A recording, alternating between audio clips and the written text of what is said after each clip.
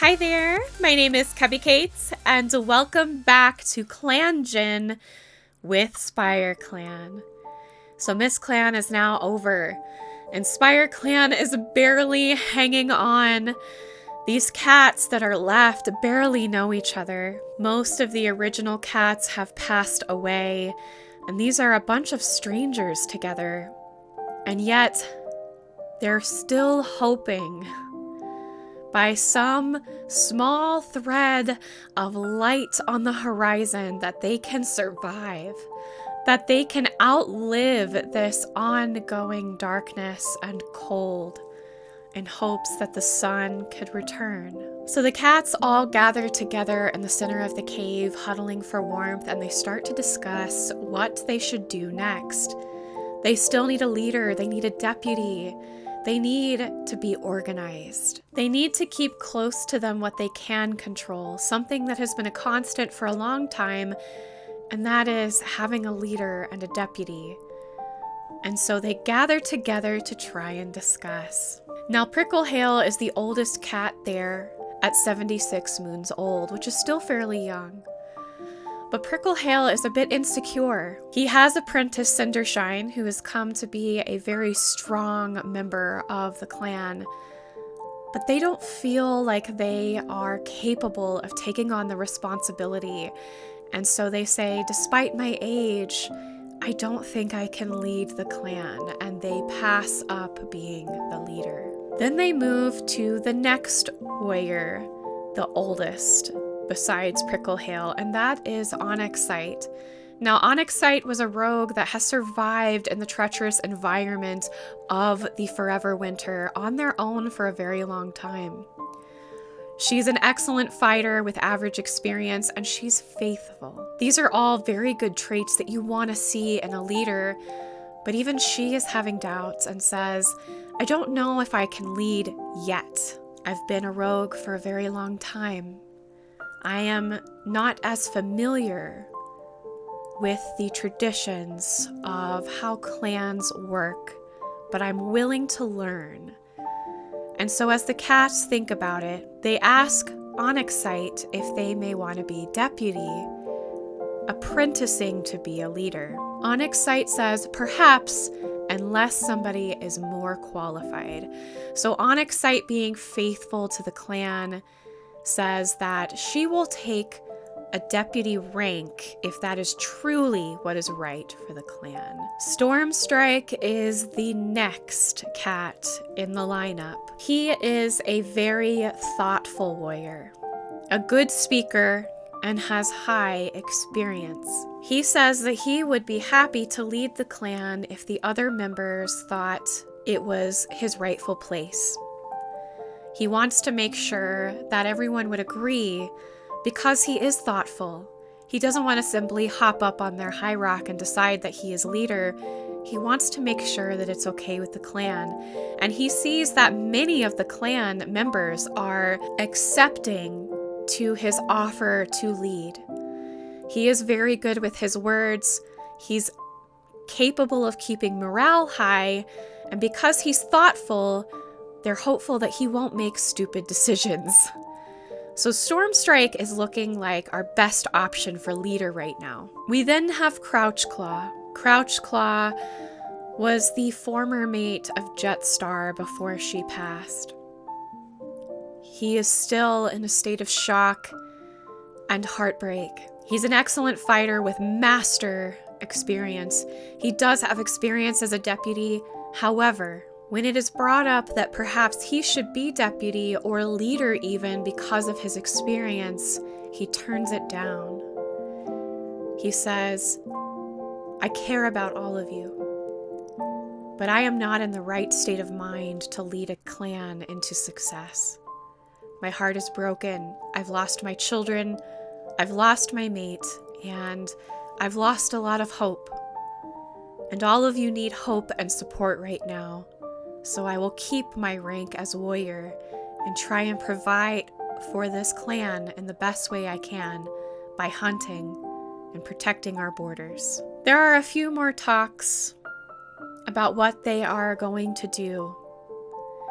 Many of the warriors think that perhaps they should have lone patrols in order to help grow the clan, but there are others that are terrified of being alone. There are still many predators about, grasping at anything they can to survive when most creatures are starving. The two legs are still looking for food, and they will not pass up a cat. At this point, they will eat just about anything so long as it will sustain them. There are a lot of dangers out there, and there's a bit of discourse in what to do. But what they can decide on is that Stormstrike will take the position of leader, and Onyx Sight will take the position of deputy. The two go over to the warm pool of water within the cave. They step into the water and they feel its warmth. And today it seems just a little warmer, welcoming them into a hug of steam and hope. And Stormstar prays to StarClan. And as he does, he sees many starry clanmates, some that he recognizes and some that he doesn't. Queen introduces themselves as Willowwing. They softly touch their nose to Stormstrike's head and gives them a life for empathy. Eagleheart walks up to Stormstrike next, offering them a life for bravery, which Stormstrike will need in this dark time. Mellowkit, who we just recently lost, bounds up to Stormstrike, reaching up on their hind legs to give them a life of adventure. A kit that never got to have adventure but still desires it, giving that so that the clan can have hope. Log Lotus steps forward and gives Stormstrike a life of courage. Bravery and courage are both needed in this harsh environment, and Stormstrike takes it, gracious for his clanmate's gift. A young cat is next to give a life. Barley Paw stretches up to give a life for justice, understanding that there are many injustices in life, and they hope that Stormstrike can make sure that justice prevails in this clan so that they may survive. And then Cream strides forward, an energy in their steps that wasn't present in their last moments. And they too give an extra life for empathy. They state that empathy is going to be important when it comes to their clanmates. Meadowfall dips their head in greeting. Energy surges through Stormstrike's pelt as they receive a life for unity. This clan has been very much divided. New members coming in, old members passing. They aren't very close, but they will need to unify to survive in this land.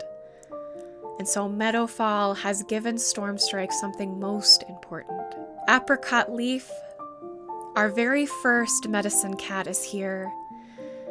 And she approaches next, a warm smile on her face. She offers a life of selflessness, something that she felt in her lifetime when Coyote Acorn, her lover, sacrificed a life of safety with the clan to go and be with Apricot Leaf. Truly something selfless in the pursuit of love. And then Jetstar, no longer burdened by her sorrow as she has been reunited with her lost kids, approaches Stormstrike and fills them with strength. The strength to overcome fear, something that she felt much of in her last days, and one of the best gifts that she could give so that he does not suffer the same fate that she did.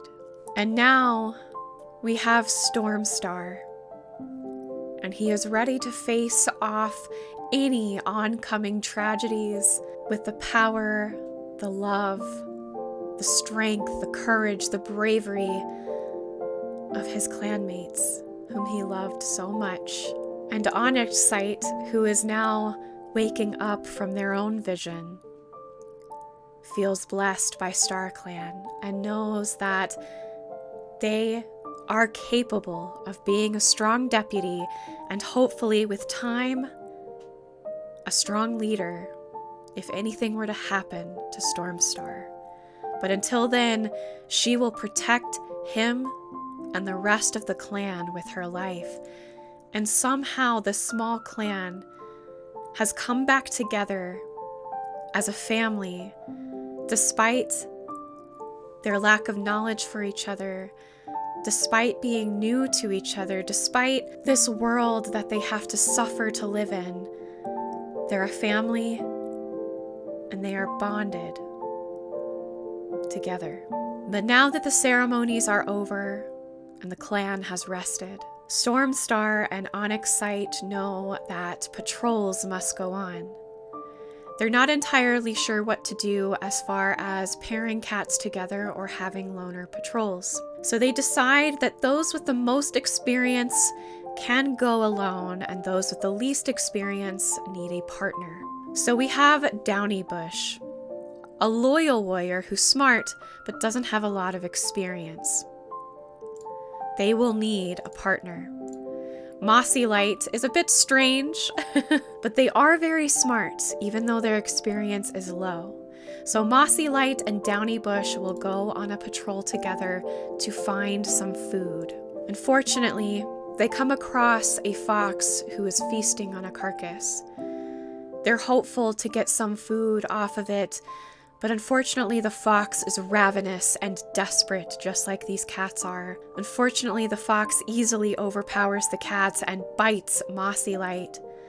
And so they rush back to the den so that Mossy Light can be treated by the medicine cat.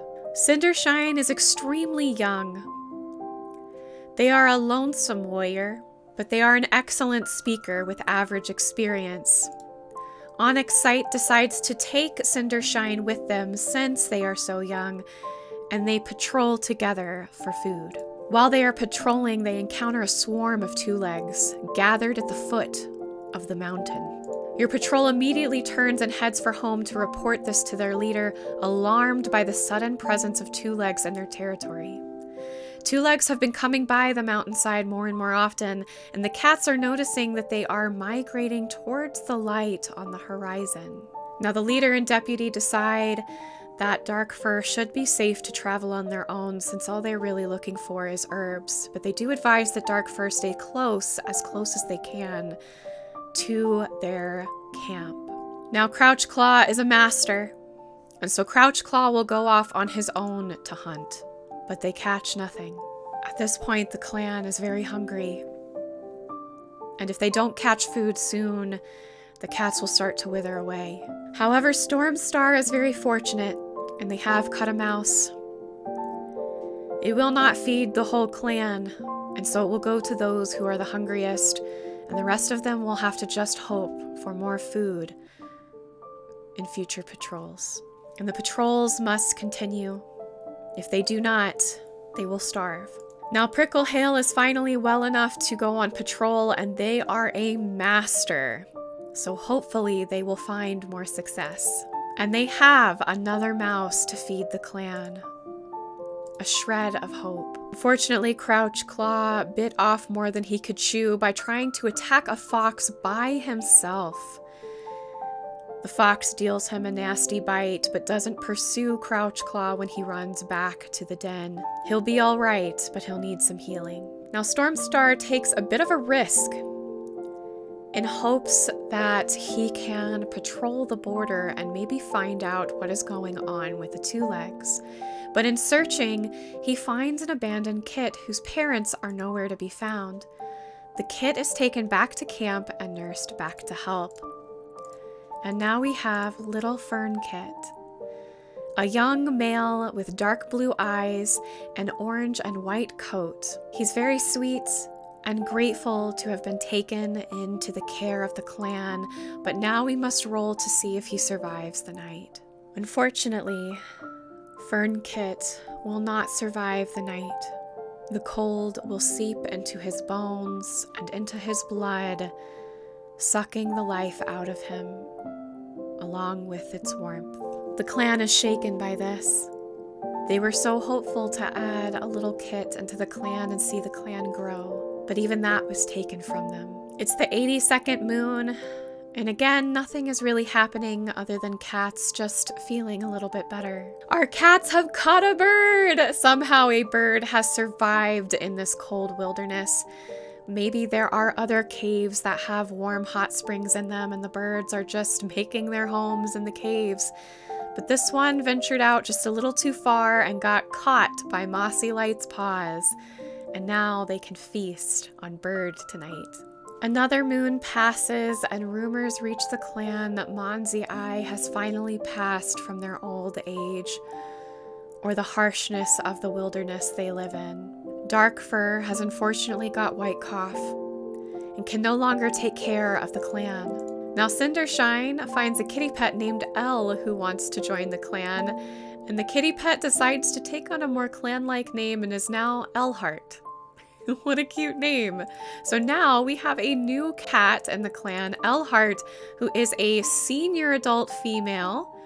She's quite compassionate with a strong connection to StarClan, but she doesn't have much experience. Fortunately enough for her, she was able to escape the two legs, but her age is going to be her downfall. The clan cannot risk taking care of elders.